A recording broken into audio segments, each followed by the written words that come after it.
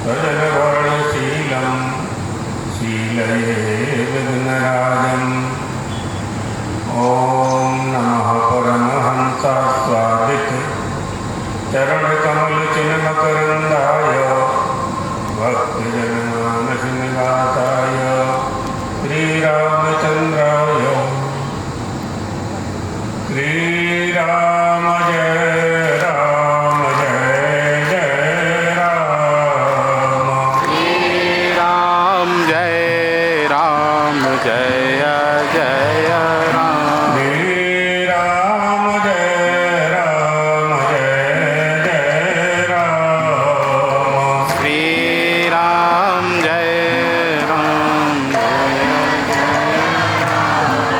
श्रीराम जय राम जय जय राम।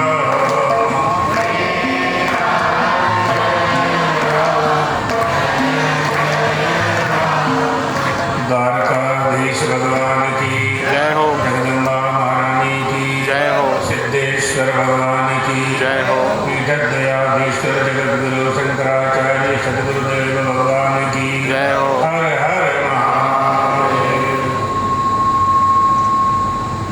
कार्यक्रम के अध्यक्ष हमारे गुरु भाई ब्रह्मचारी सुबुद्धानंद जी महाराज, सभी गुरु भाई, देवियों, सज्जनों, कूलर बंद कर दो।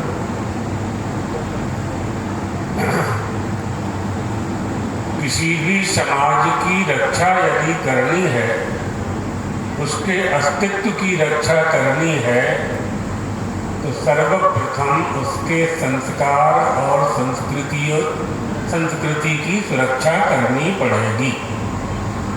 हमारे परंपरागत जो संस्कार हैं, वह संस्कार ही समाज को गौरव प्रदान करते हैं। समाज को अगर समृद्ध करना है, उन्हें आध्यात्मिक शक्ति से समृद्ध करना है, सामाजिक शक्ति एकत्रित करनी है, जिसको आज की भाषा में आप लोग बहुमत कहते हैं। यदि वो चाहिए, एक मत होना है, तो सबसे पहला काम करना होगा कि हमारे जो परंपरागत संस्कार हैं, उन संस्कारों की हम उपेक्षा न करें, उनकी रक्षा करें और संस्कारों से हम संस्कारित हों। किसी भी समाज की रक्षा, किसी भी संगठन की रक्षा, किसी भी जाति की रक्षा, आश्रम की और वर्ण की रक्षा, ये सनातन धर्म है, हिंदू धर्म है, इसमें वर्ण व्यवस्था है। वेदानुसार के अनुसार चलने वाला यह सनातन धर्म है। इस सनातन धर्म की रक्षा में जितने भी संस्कार हैं, जो परंपरा से चले आ रहे हैं, उन परंपरागत संस्कारों का जब तक हम पालन नहीं करेंगे, हम अपने समाज की सुरक्षा नहीं कर सकते हैं। और जो आने वाली पीढ़ी है, जो आप लोगों के बच्चे हैं, उनको स्कूल कॉलेज में तो कहीं धर्म की शिक्षा की व्यवस्था है नहीं। किसी भी सरकारी स्कूल में धर्म की शिक्षा की व्यवस्था नहीं है, 75 साल से नहीं है। तो अब धर्म की शिक्षा कहाँ से प्राप्त होगी? तो वो जिम्मेदारी आएगी माता पिता पर, आएगी गुरु पर, आएगी समाज के जो बड़े लोग हैं, जो बड़े बड़े संगठन हैं, जो गांव के लिए, विकास के लिए सोशल वर्किंग करने वाले ट्रस्ट हैं, संस्थाएं हैं। उन सब की जिम्मेदारी है कि समूह के समूह बनाकर सत्संग के रूप में हम अपने बच्चों को शिक्षा प्रदान करें। यही एक उपाय, श्रेष्ठ उपाय हम लोगों के पास है। शासन से, सरकारों से हम लोगों ने कहा है कि हमारे पाठ्यक्रम में गीता का पाठ जोड़ा जाए, रामचरितमानस के कुछ अंश उसमें सम्मिलित किए जाएं, ताकि हम प्राचीन परंपरा को समझ सकें। जो आदिवासियों का धर्म है, जो वनवासियों का धर्म है, जो परंपरागत आदिवासी से सिद्ध ही होता है कि हम बहुत प्राचीन हैं, तो परंपरागत जो धर्म है उसका ज्ञान हमें कहाँ से प्राप्त होगा? जहाँ से प्राप्त होगा उसकी रक्षा करना हमारा कर्तव्य है। और हम उसे परंपरा कहते हैं। एनास्य पितरो याता, एन याता पितामहा।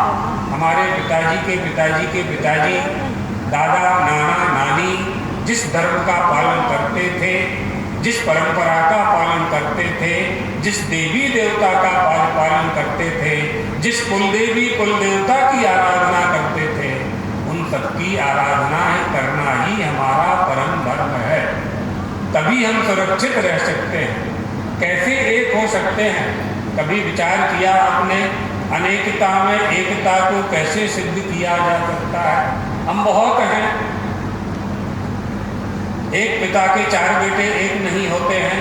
एक पिता के बिपुल कुमारा, उनका चेहरा अलग है, विचार अलग है, चिंतन अलग है, जीवन यापन की पद्धति अलग अलग है, रुचि अलग अलग है। कैसे एकता सिद्ध की जाती है? और भगवत पादाद्य शंकराचार्य कहते हैं सबको एक सब एकात्म, यही तो एकात्म है ना। सबको एक कैसे कर सकते हैं? जितने भी लोग यहाँ बैठे हैं सब कैसे एक हो सकते हैं? सबके तो माता पिता अलग है, सबके चेहरे अलग हैं, सबकी बुद्धि अलग अलग है। किस विचार के द्वारा, किस पद्धति के द्वारा हम एक हो सकते हैं?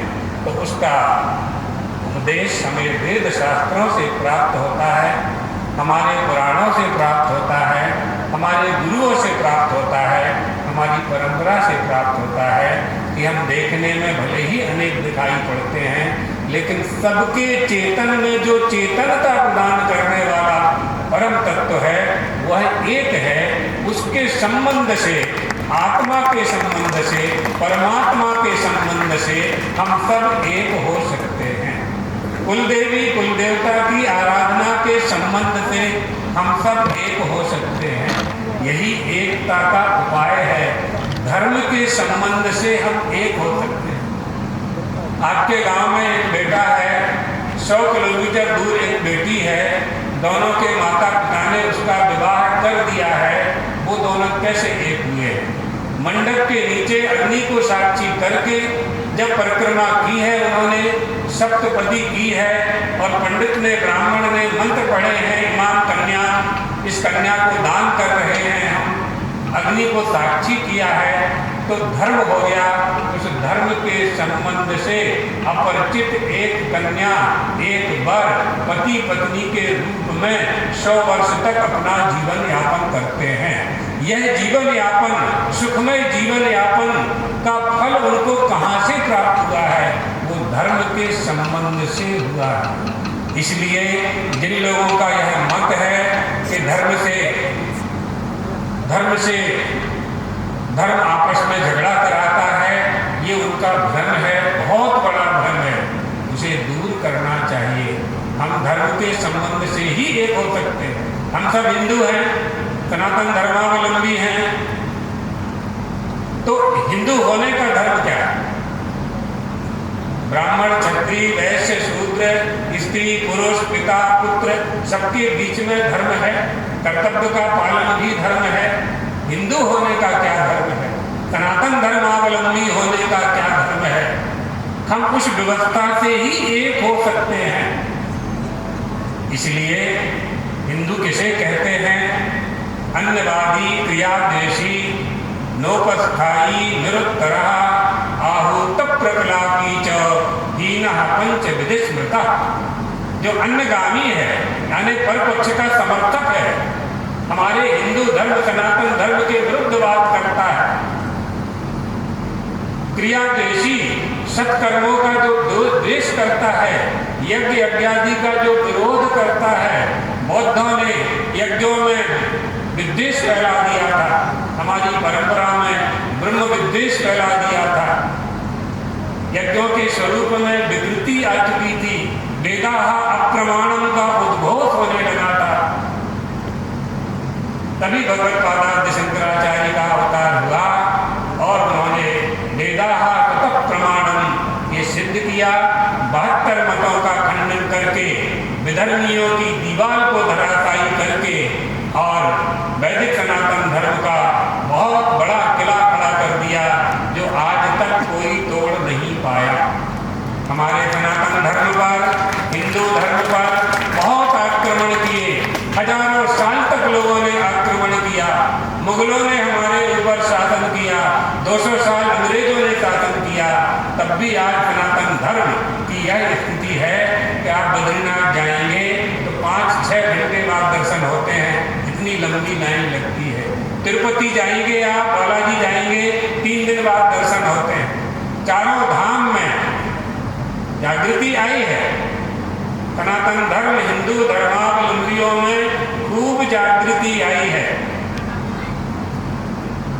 यह जागृति, यह जो जागरण है हमारा, ये सुरक्षित रहे और इसमें हमारा मत एक हो जाए, यानी हमारा विचार एक हो जाए।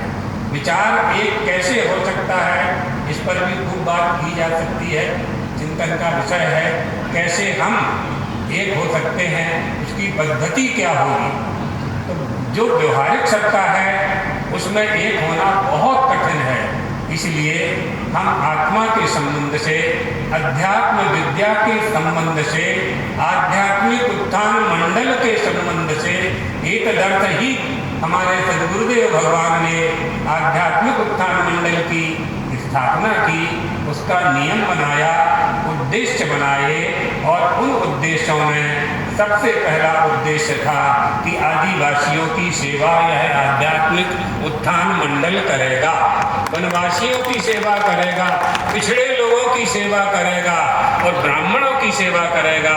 जो सनातन धर्मावलंबी हैं, हिंदू धर्मावलंबी हैं, जो भटक रहे हैं इधर उधर, उनको समेटने का काम आध्यात्मिक उत्थान मंडल करेगा। इसीलिए हमारे सद्गुरुदेव भगवान पीठकयाधीश्वर ने इस मंडल की स्थापना की और अपने इस स्थापना का अवसर इस स्थान को दिया, परमहंसी गंगा आश्रम को दिया। 50-60 कितने साल हो गए? 60 वर्ष हो गए। 60 वर्ष व्यतीत हो गए मंडल की स्थापना के। गुरुजी तो उसके पहले यहाँ आ चुके थे। इसी स्थान का उन्होंने चुनाव किया ताकि इस क्षेत्र में धर्म का प्रचार प्रसार हो सके। हम सुख चाहते हैं, सुखमिच्छन्ति सर्वे ही धर्मेणैव कर्मादः। सुख की प्राप्ति करना चाहते हैं तो वो धर्म के पालन से ही प्राप्त होगा। सुखश्च मूलम धर्मः। धर्म किसे कहते हैं, बहुत विवेचन है। अभी इतना ही समझ लें कि हमारी जो जाति है, हमारा जो वंश है, उस वंश और परंपरा हमने आपको बता दिया। पहले हम हिंदू हैं, हम ब्राह्मण हैं, क्षत्रिय हैं, वैश्य हैं, आदिवासी हैं, आदि आदि जितने भी समाज हैं, जिन समाज में जिस जाति में जिसका जन्म हुआ है, उस जाति का उसका जो विशेष धर्म है। एक तो सामान्य धर्म होता है जिसके 10 लक्षण हैं, और एक विशेष धर्म होता है। वह विशेष धर्म जातिगत होता है, आश्रमगत होता है, वर्णाश्रम व्यवस्था के अंतर्गत होता है। चातुर्वर्णम मया सृष्टम गुण कर्म विभागशः। वहाँ ब्राह्मण का धर्म होगा, क्षत्रिय का धर्म होगा, वैश्य का धर्म होगा, पत्नी का धर्म होगा, पति का धर्म होगा, पिता का धर्म होगा, पुत्र का धर्म होगा, बहन का धर्म होता है, भाई का धर्म होता है। ये सब विशेष धर्म है। सामान्य धर्म में प्राणी मात्र पर दया करना है। धृति क्षमा नमस्तेयम शौचमिंद्रिय निग्रह वीर विद्या सप्तम क्रोधो दशकम धर्म लक्षणम। ये 10 धर्म के लक्षण प्राणी मात्र के लिए हैं। धनी के लिए, निर्धन के लिए, गरीब के लिए, अमीर के लिए, छोटे के लिए, बड़े के लिए, सभी के लिए। हमारी परंपरागत जो धर्म व्यवस्था है उसी का तो अभी आपने दर्शन कराया। आदिवासियों ने जो नृत्य दिखाया, अभी ये जो संगीत और नृत्य का दर्शन आपने किया, ये इनका परंपरागत स्वभाव है और इसी से इनका प्रभाव है। हमारी परंपरा का पालन करना हमें सुख प्रदान करता है। इसलिए हम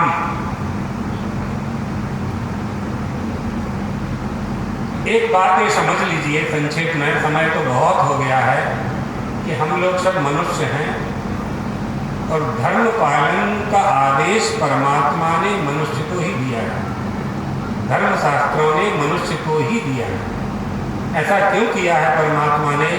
क्योंकि मनुष्य ही धर्म का पालन कर सकता है, दूसरा कोई प्राणी नहीं कर सकता। मानुषेषु महाराज धर्मा धर्म प्रवर्तता न तथा अन्येषु भूतेषु। किसी और भूत माने प्राणी और किसी प्राणियों से परमात्मा आशा नहीं करता, धर्म पालन की मनुष्य से करता है। जिस तरह से आपके माता पिता आपके अच्छे काम के कारण प्रसन्न होते हैं, इसी तरह से जो परम पिता है, परमेश्वर है, उसकी जो सृष्टि में हम जन्म लेकर के पढ़े हैं, और सौभाग्य की बात यह है कि हमारा जन्म भारत में हुआ है।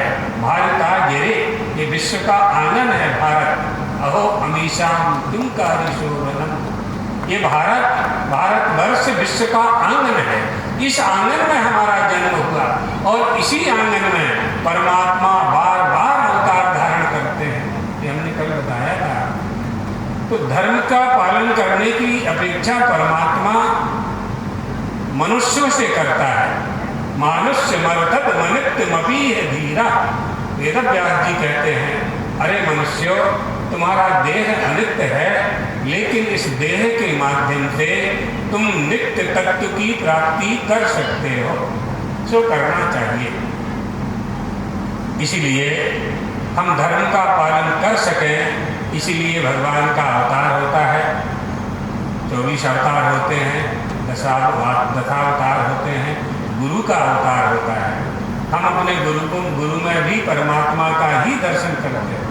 हमारे जो जगत गुरु शंकराचार्य जी भगवान जो कैलाश में देख रहे हैं आज, आदिवासियों ने उनकी आज्ञा का पालन करते हुए 50 साल से जो परंपरा थी, उस परंपरा का पालन किया। आदिवासी समाज परमहंसी गंगा आश्रम में आए और उन्होंने अपना परंपरागत गीत संगीत का दर्शन कराया। आध्यात्मिक उत्थान मंडल के जो उद्देश्य थे, उनके उद्देश्य की पूर्ति में सहभागी बने। सब वो देख रहे हैं, वो यह भी देख रहे हैं कि कौन क्या कर रहा है, उनके भक्त क्या कर रहे हैं, उनके शिष्य क्या कर रहे हैं, उनके उत्तराधिकारी क्या कर रहे हैं। जैसे गुरु का कर्तव्य होता है, ऐसे शिष्यों का भी कर्तव्य होता है, यही भी समझना चाहिए। तो जब हम अपने अपने कर्तव्यों का पालन करते हैं, तभी हमें सुख की प्राप्ति होती है, चाहे वो आध्यात्मिक सुख हो, चाहे अलौकिक सुख हो, और चाहे लौकिक सुख हो। लौकिक सुख प्राप्ति के लिए हमारे पास साधन है। हम आपसे कहें कि गोटे गांव से 100 रुपये की माला ला दीजिए, तो आप ला देंगे।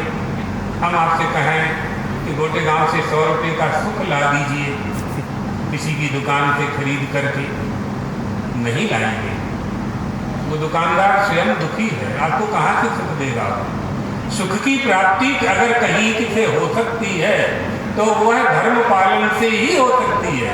कहीं बाजार में साधन संसाधन से प्राप्त होने वाली वो वस्तु नहीं है। जैसे आप नमक मिर्ची गुड़ तेल खरीद लेते हैं, इस तरह से सुख को नहीं खरीदा जा सकता। आप 10,000 रुपये का गद्दा खरीद लेंगे, नींद नहीं खरीद सकते हैं। इसलिए सुख को समझना चाहिए कि वास्तविक सुख क्या है। 2 तरह के सुख होते हैं, लौकिक और अलौकिक। लौकिक सुख साधन से प्राप्त होता है, अलौकिक सुख माता पिता की सेवा करने से प्राप्त होता है, बिना साधन के प्राप्त होता है। आप सोचेंगे बिना साधन के सुख कैसे मिलेगा? हम छोटा सा उदाहरण बताते हैं। एक बालक अपनी माँ की सेवा करता था। रोज शाम को माता पिता की चरण सेवा करके ही विश्राम करता था। उसका मित्र आया और उसने कहा कि मित्र, सिनेमा देखने के लिए चलना। उसने कहा कि मैं तो माता पिता की सेवा कर रहा हूँ। माता पिता की सेवा करने से क्या प्राप्त होगा? सुख प्राप्त होता है। कैसा सुख प्राप्त होता है? अलौकिक सुख प्राप्त होता है। अरे कैसा होता है, बताओ तो सही। बोले बता नहीं सकता हूँ। वो तो सेवा करने वाला ही जान सकता है कि कैसा सुख प्राप्त होता है। कोई माँ की चरण सेवा करे तो कोई माँ ऐसा नहीं बोलेगी कि बेटा पहले 100 रुपया दे फिर हमारी चरण सेवा कर। कोई माँ नहीं बोलेगी, कोई पिता नहीं बोलेगा ऐसा। अलौकिक सुख धर्म के पालन से ही प्राप्त होगा। माता पिता की सेवा करने वाला जो धर्म है वह अलौकिक सुख प्रदान करेगा, जो धन संपत्ति से प्राप्त नहीं किया जा सकता, जो साधन संसाधन से प्राप्त नहीं किया जा सकता, जो आदान प्रदान से क्रय विक्रय से प्राप्त नहीं किया जा सकता, उसे अलौकिक सुख कहते हैं। वो करने से प्राप्त हो। उसने कहा कि तुम 10,000 रुपया ले लो और तुमने जो चरण सेवा की है वह सुख हमको दे दो। तो उसे मित्र ने कहा कि नहीं बेटा, भैया ऐसा नहीं हो सकता है, मैं नहीं दे सकता हूँ, वो सुख दिया ही नहीं जा सकता। तुम्हारी माँ है? बोले हाँ माँ तो है। तुम जाओ, तुम सिनेमा ना जाकर के माँ की चरण सेवा करो, पिता की चरण सेवा करो। उससे तुम्हें जो आनंद की अनुभूति होगी उसकी कोई कीमत नहीं चुका सकता। एष धर्म सनातना, ये सनातन धर्म है, ये हिंदू धर्म है, जहाँ हमारी प्रत्येक क्रिया में, हमारे प्रत्येक अंग में धर्म का प्रवेश है। हम धर्म का पालन अपने शरीर के प्रत्येक अंग से कर सकते हैं। इसलिए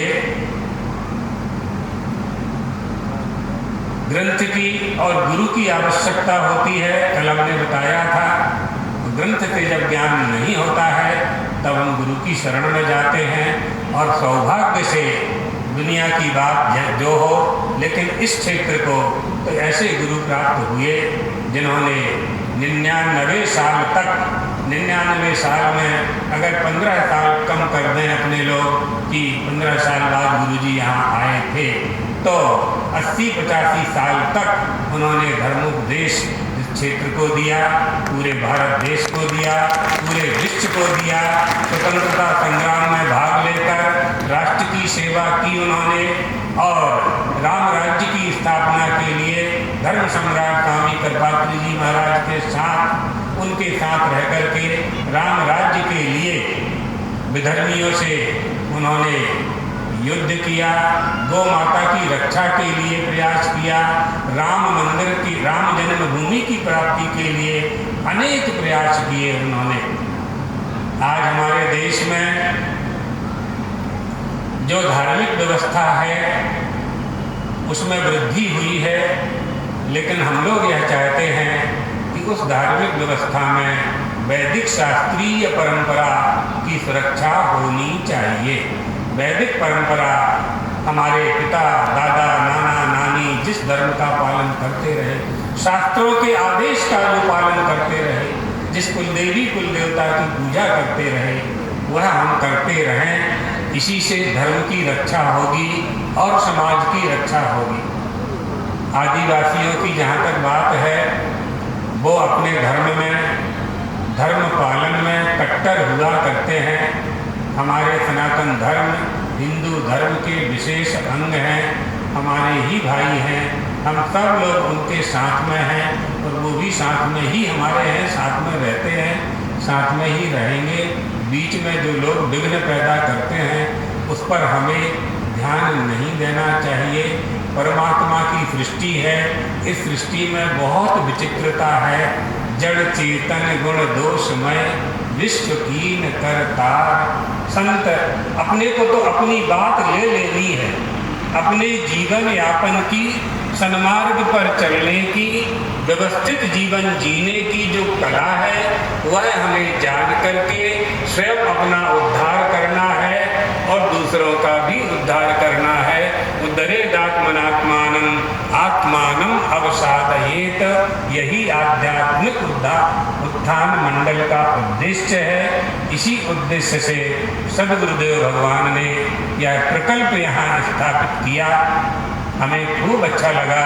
प्रतिवर्ष से की अपेक्षाओं से धीरे धीरे अपने कार्यक्रमों में वृद्धि हो रही है और हमारे जो सद्गुरुदेव भगवान हैं, जो दिशा निर्देश हम लोगों को दे गए हैं, हम उन सब में और अच्छा कर सकें, ऐसा उनसे आशीर्वाद मांगते हुए भगवती राजराजेश्वरी, त्रिपुर सुंदरी, अपने लोग सभी गुरु भाई मिलकर के उनके संकल्प को जितना अच्छा पूरा करें। मिलकर के ही हो सकता है, एक अकेला कोई कर नहीं सकता है सब कुछ।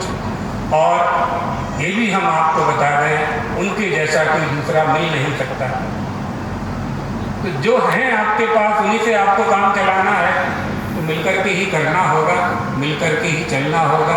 संगच्छध्वम संवदध्वम, ये वेद वाक्य हैं। तो हम किसी के दोषों को न देख करके उनके गुणों को अपनाते हुए गुरु जी के कार्यों को आगे बढ़ाएंगे। इसी मंगल कामना के साथ भगवान द्वारकाधीश से प्रार्थना करते हुए, जगदम्बा से प्रार्थना करते हुए कि महाराज श्री के सभी भक्तों में वह सद्बुद्धि बैठी है जो वो दे गए हैं, वो जो दे गए हैं। और अगर उनके पास रह करके हमने वह प्राप्त नहीं किया तो गुरु को प्राप्त करके हमने क्या पाया? अपनी कामना पूर्ति की, उनके आगे जाकर के रोते रहे और उनसे कामना पूर्ति कराते रहे, उनका उपयोग करते रहे। यदि हम वास्तव में भक्त हैं और उनके भक्त हैं तो उन्होंने जो कहा है, उन्होंने जो किया है, उसमें वृद्धि करना हमारा धर्म है, यही हमारा कर्तव्य है। वो करना चाहिए, चाहे कोई हो, ऊपर से लेके नीचे तक कोई भी हो। विरक्त शिष्य हो उनके, चाहे उनके गृहस्थ शिष्य हो, चाहे ब्रह्मचारी शिष्य हो, चाहे सन्यासी शिष्य हो, चाहे जिन्होंने दीक्षा ली हो, और चाहे दीक्षा न लेकर के मन ही मन संकल्प कर उनके कार्यों को आगे बढ़ाने के लिए धार्मिक विधि समझ करके अनुपालन किया हो, तो हमें वह स्वीकार करना चाहिए। श्री राम जय।